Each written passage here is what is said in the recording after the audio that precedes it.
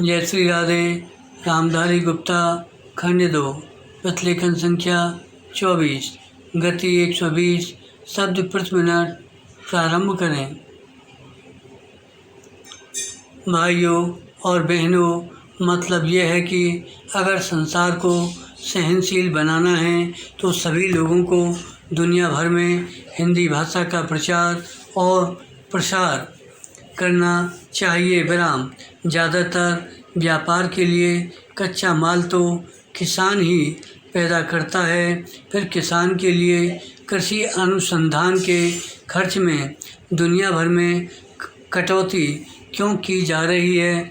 कटौती करनी है तो बहुत से और क्षेत्र भी हैं।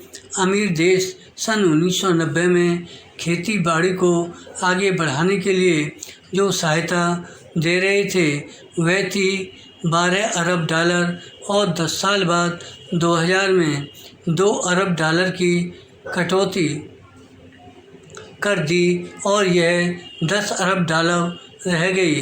तो पूरी दुनिया को खेती बाड़ी से जोड़ने की ज़रूरत है, तभी ये दुनिया आपस में लड़ना मरना बंद करेगी।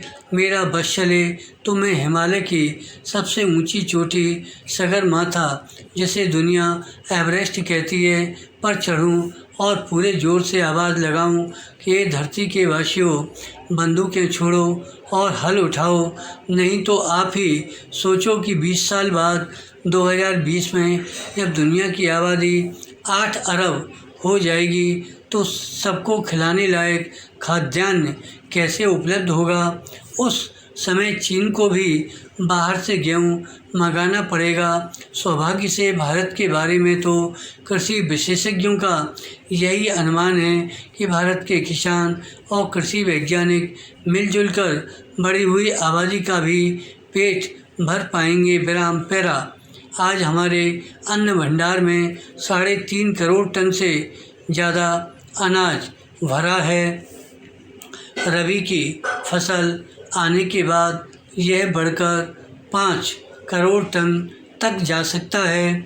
रखने की जगह नहीं है, इसलिए समाज कल्याण के कामों में लगाने और विविध रूपों में निर्यात करने के अवसर बढ़ रहे हैं। काम के बदले अनाज और बच्चों को पाठशालाओं में नाश्ता कराने व खाना खिलाने के कार्यक्रम पूरे देश में चलाए जा सकेंगे।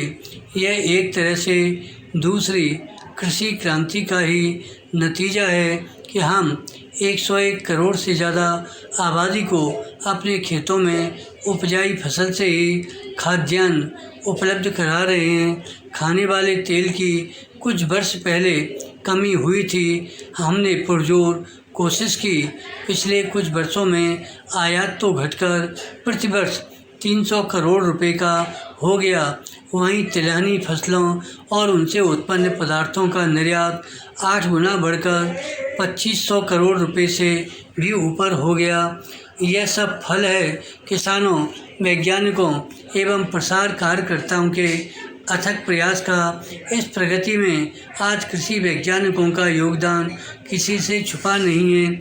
इसे सारी दुनिया मानती है। जहाँ भी भूख है वहाँ लोग भारत की मिसाल देते हैं।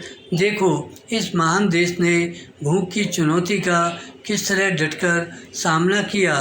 आज जब निर्यात के अवसर खुले हैं, विश्व का परिवेश बदल रहा है, सारी दुनिया के बाजार खुल गए हैं। विराम।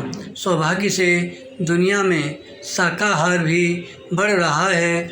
इस समय हमारे विविध व्यंजनों को विश्व बाजार में प्रचलित करने के बड़े मौके हैं। धन्यवाद।